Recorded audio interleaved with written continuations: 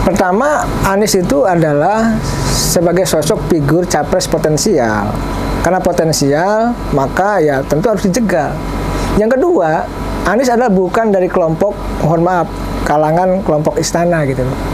Ya kan istana punya skenario sendiri, punya calon sendiri, punya figur sendiri, punya capres sendiri. Nah Anies ini bukan, makanya harus dijegal. Apa indikatornya? Ya indikatornya Formula E gitu ya. Misalkan pemerintah pusat tidak dukung, lalu BUMN juga tidak hadir dalam iklan-iklan gitu. Ini menjadi lucu. Yang kedua, banyak dari kelompok lawan politik Anies yang tentu menghajar Anies habis-habisan.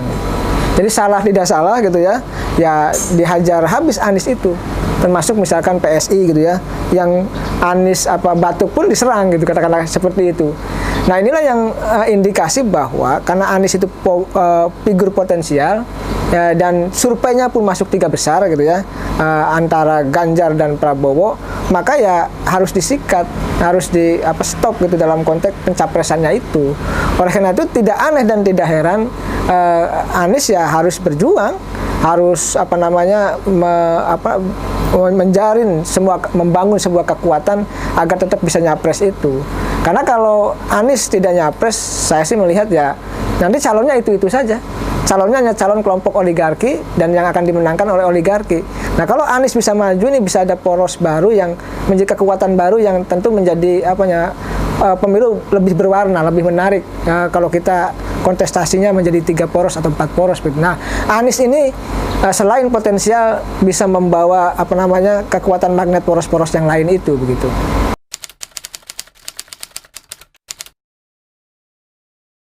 Saya lihat begini, ini soal framing ya, dan saya rasa tidak benar ya. Anies ini di framing, dicitrakan sebagai kelompok, mohon maaf, yang didukung oleh kelompok Islam garis tertentu gitu loh.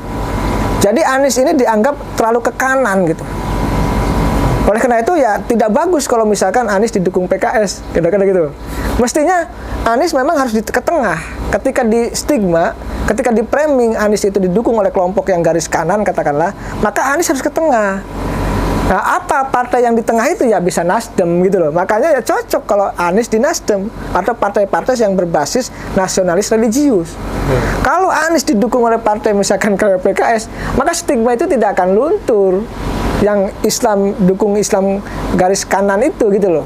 Nah inilah yang dikhawatirkan oleh kelompok-kelompok sebelah lawan-lawan Anies itu. Jadi, tetapi saya melihat ya Anies tidak seperti itu ya. Anies tetap dia pendidikannya Amerika, tentu moderat gitu ya. Pikirannya pun moderat.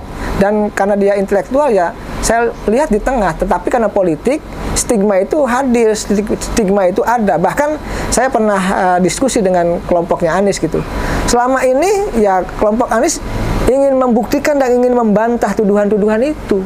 Karena selama ini lawan politik Anies memframing bahwa Anies ya itu tadi didukung kelompok Islam garis kanan, garis keras itu yang membuat kelompok lawan Anies yang sampai hari ini yang ingin menjegal begitu.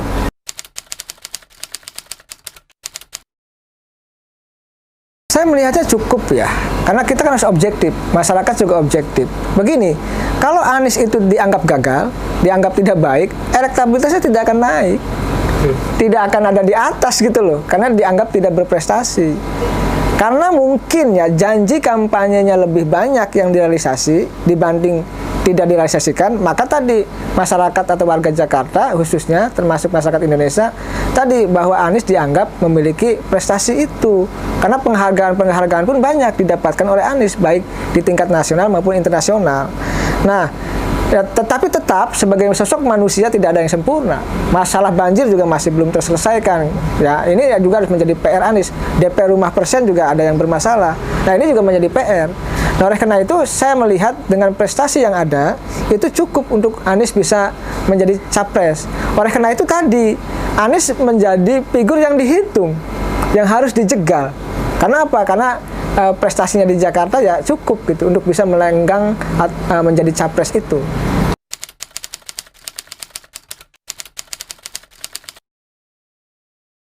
Saya lihat ada lah, kan begini ya, momentum olahraga itu mohon maaf, momentum atau panggung politik bagi siapapun.